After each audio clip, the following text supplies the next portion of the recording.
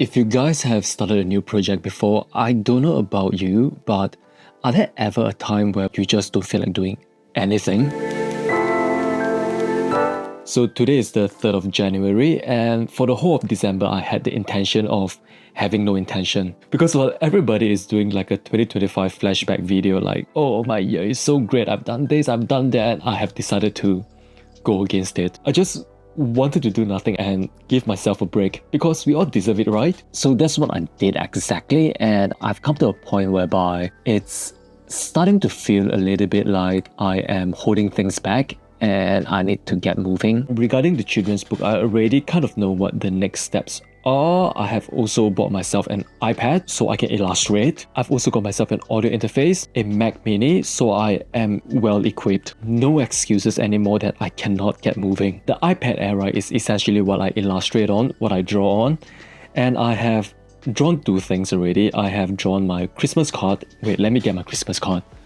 I have one here. This is the Christmas card that I've drawn, and also a boy that I've painted a while back. So I think I can draw quite well. It's a bit rusty, but that I will learn along the way, which is the reason why this whole channel is about, bring you guys along the journey with me. So as I said earlier, that I already know what I need to do next in terms of the next step for my children's book, which is to plan the layout. Not a lot of you know that I previously actually run a fashion magazine in Cambodia. What I had to do before every issue is to do something called the flat plan. So essentially this is a similar process. Let me just open up Adobe Fresco and show you guys what flat plan is. I'm in a really uncomfortable position right now. So a flat plan is when you draw thumbnails of boxes of each and every single page of the book. I think you can find them online, which is what I'm going to do, but I will show you the purpose of the flat plan because it is a very important process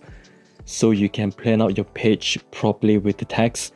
And right now I have 1,100 words, I think, and for a children's picture book it's recommended to have about 500, so I have to reduce the word count by at least 50%. I'm thinking of reducing it by about 60%. One of the rules of writing a children's book is show, don't tell. And by showing means a lot of things that are written can be shown in the book using illustration. That's why it's important to do the layout, do the planning, do the thumbnail, draw where you want your text to be, and then where you want your illustration and story to be. Maybe like a mountain, and then like there's going to be like a worm or like cloud. Step and repeat, plan every single thing. So this step is basically just doing the thumbnail with rough sketch of your artwork, and as you work on it you refine it as you go. And of course this one page thing is going to be like the cover page. Of course my children's book is not going to be called Bitch. It's not even a nice handwriting. Let me write it properly. Bitch. Imagine having a children's book called Bitch. I found a template of this flat plan yesterday actually, and it will help me a lot if I can find it again. Let me just try it. So my keyword was children's picture book template layout, 32 page KDP Amazon. I think this is the one that I found. Yep. Let me just flip the screen around so you guys can see it. Okay, so this is how it should look like. There is a cover page, an end page, and paper on both sides, so two spreads, copyright, title, and then everything else is where you should draw your thumbnails.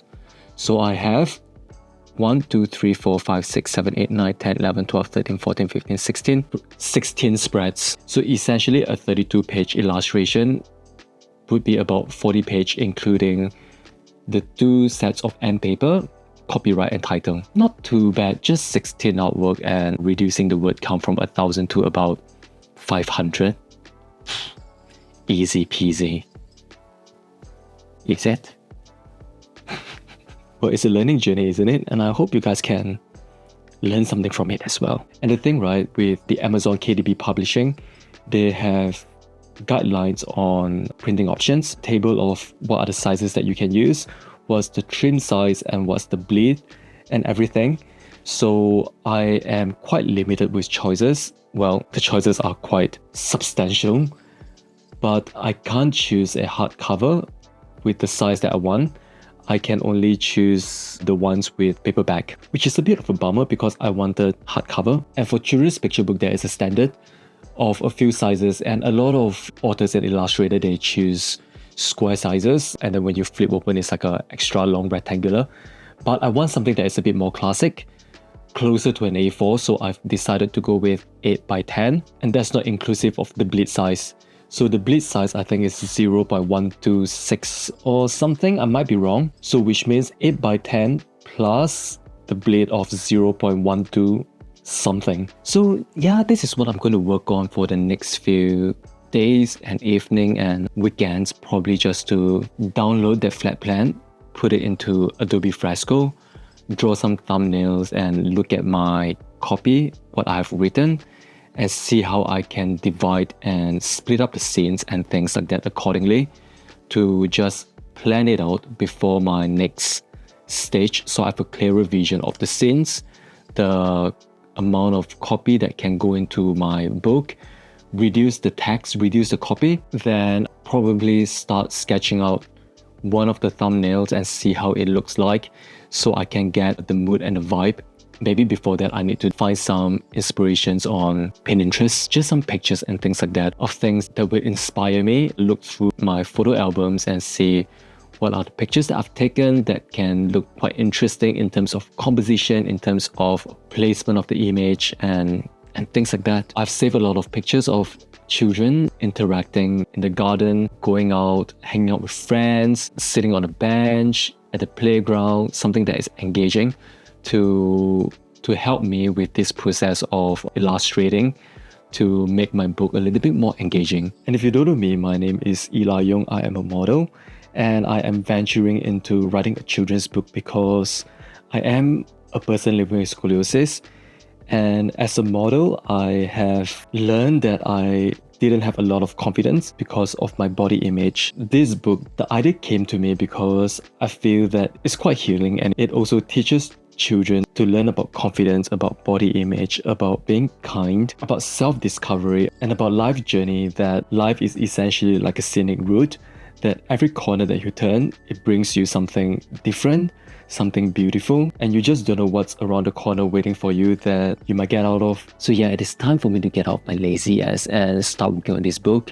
And of course, I'll take you guys on the journey with me every step I take, as much as I can. Hopefully the next time up, there'll be something for me to show for, because essentially, this channel is also for me to take accountability of my own journey on this book, so I don't procrastinate and I just keep moving, because we need to get a move on, isn't it? So yeah, see you guys soon.